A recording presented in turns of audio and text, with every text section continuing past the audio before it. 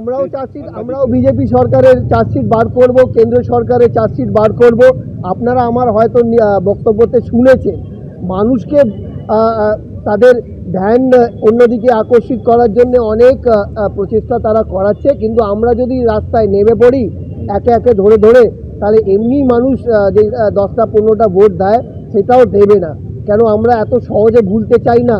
2014 আগে কি বলেছিল? 15 লক্ষ করে টাকাটা দেবে, 2 কোটি চাকরি দেবে প্রত্যেক বছর, গ্যাসের দাম, পেট্রোলের দাম, ডিজেলের দাম কমবে। কিন্তু আজকের দিনে সেই দামগুলো যদি তালিকা তুলে দেখো, সেইগুলো একটাও কথা দিয়ে কথা রাখেনি। ভোটের আগে তৃণমূল বিধায়কদের পারফরমেন্স নিয়ে চার্জশিট বিজেপির। হাওড়া উত্তর বিধানসভা কেন্দ্রের চার্জশিট প্রকাশ বিজেপির। রাস্তা থেকে নিকাশি, হাওড়া উত্তরের উন্নয়ন থমকে গেছে, এলাকার আইন শৃঙ্খলা ভেঙে পড়েছে, অভিযোগ বিজেপির। উন্নয়নের পাঁচালির ফ্লেক্স লাগিয়ে প্রচার তৃণমূলের, কটাক্ষ বিজেপির। মানুষকে ভুল বোঝানোর চেষ্টা করছে বিজেপি। বিজেপির বিরুদ্ধে চার্জশিট দেওয়া দরকার, পাল্টা ক্রীড়া প্রতিমন্ত্রী। দেখুন, প্রয়োজন মনে হচ্ছে এই কারণে, কারণ আমরা যখন করাপশনের কথা বলি, আমরা যখন দুর্নীতির কথা বলি, আমরা সামগ্রিকভাবে মুখ্যমন্ত্রীকে বলি, কারণ আমরা মনে করি যে মুখ্যমন্ত্রীর অনুপ্রেরণা ছাড়া যেখানে সিংহ শাবক পর্যন্ত জন্ম হয় না, একটা পাতাও নড়ে না, সেজন্য মুখ্যমন্ত্রী জানেন। এবার আমরা আরও ডিটেলস একদম গ্রাউন্ড লেভেল থেকে যে ইনফরমেশনগুলো আমরা পেয়েছি, ইনিশিয়ালি 100টা লঞ্চ হচ্ছে এই উইকের মধ্যে। এরপরে আরও যে কটা সিট আছে তৃণমূলের এমএলএ যারা যারা আছেন তাদের প্রত্যেককেই। ঠাকুরনগরে প্রকাশ্যে বিজেপির কোন্দল, দুই ভাইয়ের সংঘাত। বনগাঁর বিজেপি সভাপতি বিকাশ ঘোষের গাড়ির চাকায় শিকল দিয়ে তালা। গাড়ির চাকায় শিকল লাগিয়ে দেন বিজেপি বিধায়ক সুব্রত ঠাকুর, আর সেই তালা খুলতে গেলেই শান্তনু ঠাকুরের সঙ্গে তার বচসা হয়।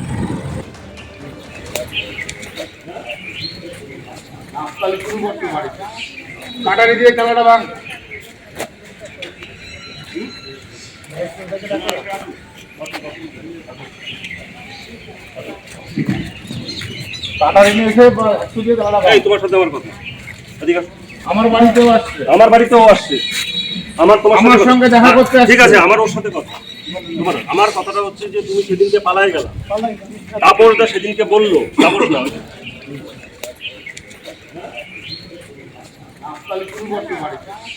কাটারি দিয়ে খেলাটা ভাঙ।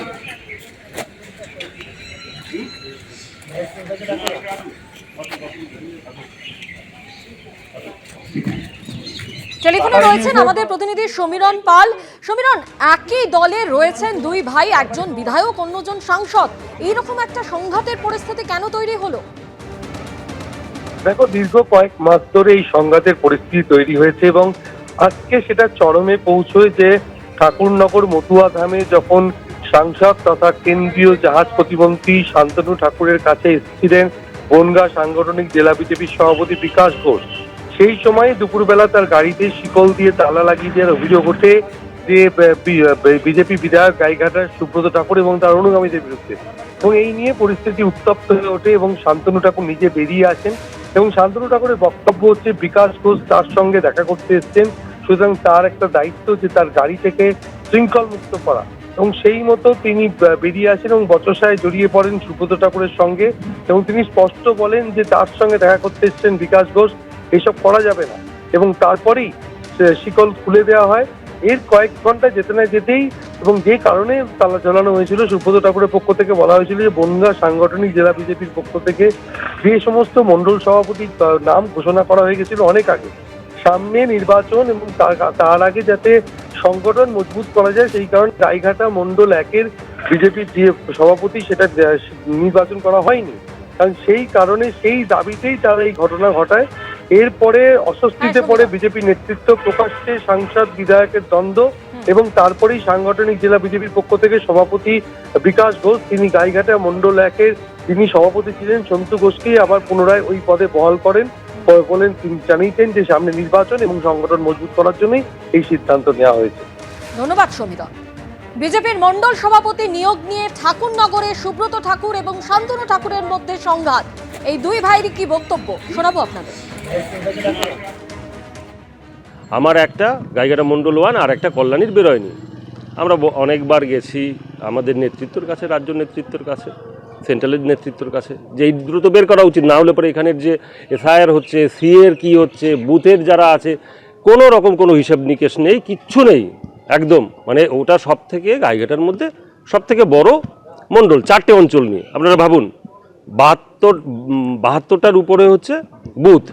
সেইখান থেকে দাঁড়িয়ে যারা কার্যকর্তা রয়েছে তারা বারবার বলছে যে দাদা এইটা কি বেরোবে, এইটা কি বেরোবে, না বেরোলে পরে তো সামনে ভোট আর কতদিন এরপরে।